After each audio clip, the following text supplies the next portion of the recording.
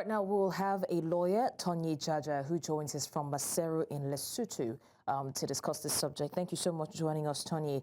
Let me just start by asking, what specific legal and administrative reforms are most critical to restoring public confidence in the Nigeria's electoral system ahead of 2027 elections?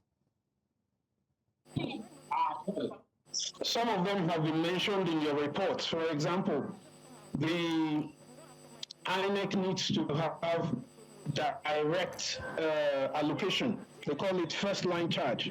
They don't need to go through the executive for approval of their funds. Right. And how can technology be better leveraged and safeguarded to enhance transparency and, prevent manipulation during the electoral process? Because that's been one of our major challenges. We haven't been able to, regardless of the fact that some devices have been introduced, some electoral systems have been introduced, we still haven't been able to hack that. The use of technology should be a part of the Electoral Act, not in a subsidiary legislation, part of the primary legislation. That would make it mandatory for INEC to use technology. So what measures should be taken to depoliticize electoral institutions like the INEC and, of course, to secure adequate funding to ensure smooth and credible elections? Process of whoever is the INEC commissioner or INEC chairman. In Lesotho, where I am currently, the Kingdom of Lesotho, it is the political parties that select commissioners of their INEC. It is not the executive like we have it in Nigeria.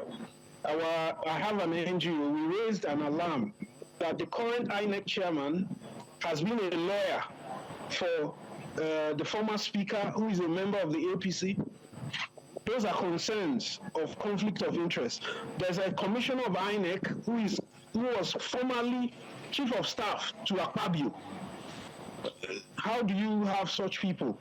A registered member of APC as an INEC commissioner. These are concerns.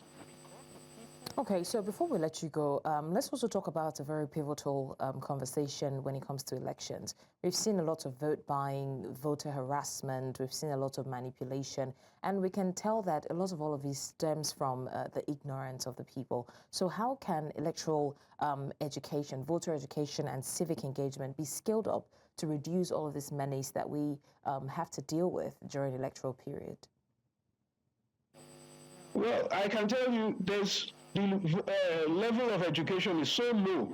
For example, nobody knows that in 2023, there's an amendment to the Electoral Act by the Constitution. It's called Act Number 10, Constitution Alteration Act Number 10, 2023. And the provision of that alteration is that whenever there's a force majeure, the time for appealing electoral matters should be extended from 14 days.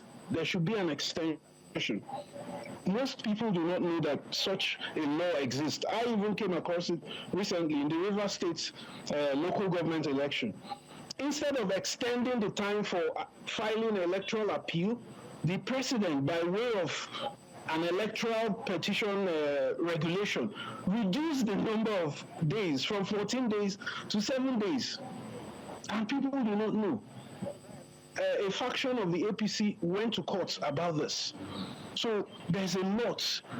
That is a constitutional alteration act, is a law, a part of the Constitution, and we do not even know.